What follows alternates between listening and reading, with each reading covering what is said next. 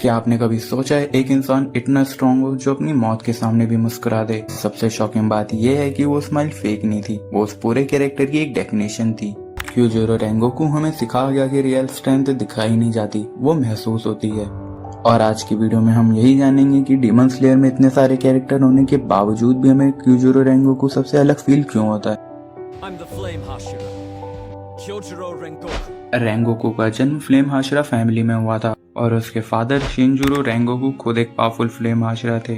लेकिन रेंगोकू की मदर रूका रेंगोकू की एक इलनेस से अर्ली एज में ही डेथ हो जाती है। फिर इसी ट्रेजेडी के बाद से क्यूजोरो के फादर डिप्रेशन में चले जाते हैं। जिस घर में एक टाइम पे ऑनर और डिसिप्लिन होता था, वहाँ पे रेंगोकू ने साइलेंस और डिसअपॉइंटमेंट देखा था। और यहीं से रेंगोकू की जर्नी स्टार्ट होती है। वो खुद को खुद ही से ट्रेन करता है और एक पावरफुल हाशिरा बनता है।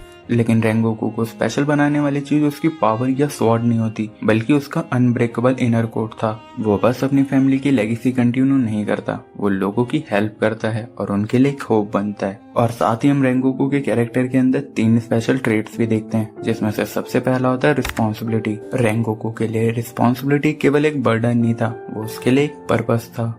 वो अपने हर मिशन को सीरियसली लेता क्योंकि उसके लिए हर लाइफ की एक वैल्यू थी। और सेकंड ट्रेड होता है काइंडनेस, और यही चीज रेंगोकू को सबसे यूनिक एक्सपेक्ट होता है। इतना स्ट्रेंथ होने के बाद भी वो सबके लिए काइंड रहता है। इवन वो अपने जूनियर डीमन स्लेयर की भी रिस्पेक्ट करता है और उन्हें गाइड भी करता है।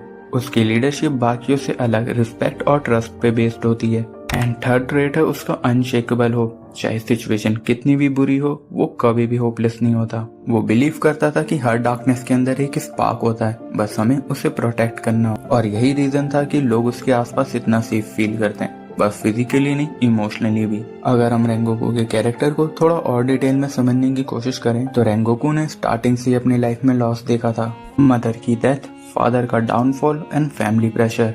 लेकिन इंटरेस्टिंग बात यह होती है कि उसने कभी भी अपने पेन को एक्सक्यूज नहीं बनाया, बल्कि वो अपने पेन को मोटिवेशन में कन्वर्ट करता है।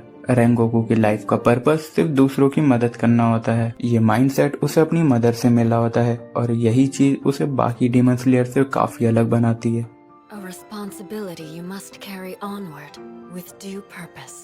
और म्यूजियम ट्रेन आर्क में ये माइंडसेट हम पीक पे देखते हैं। वो जानता था कि आउटकम क्या हो सकता है, लेकिन अपनी रिस्पॉन्सिबिलिटी अपने पर्पस से पीछे नहीं हटता। एंड एट द एंड जब रेंगोकू की फाइनल फाइट अकाजा से हो रही होती है, तब अकाजा उसकी पावर से इम्प्रेस होकर उसे डीमन बनने का ऑफर देता है। और डीमन बनने के बाद रेंगोकू की कितनी भी गहरी चोटें होती, वो सबको हील कर सकता था। इवन उसकी डेथ भी नियर टू इम्पॉसिबल हो जाती। लेकिन रेंगोकू सिर्फ उसके ऑफर को रिजेक्ट नहीं करता, वो पूरी की पूरी उसकी फिलॉसफी को रिजेक्ट करता है। उसके लिए स्ट्रेंथ का असली मतलब जिंदा रहना नहीं होता, बल्कि उसके लिए असली स्ट्रेंथ अपनी वैल्यूज पे खड़े रहना होता है।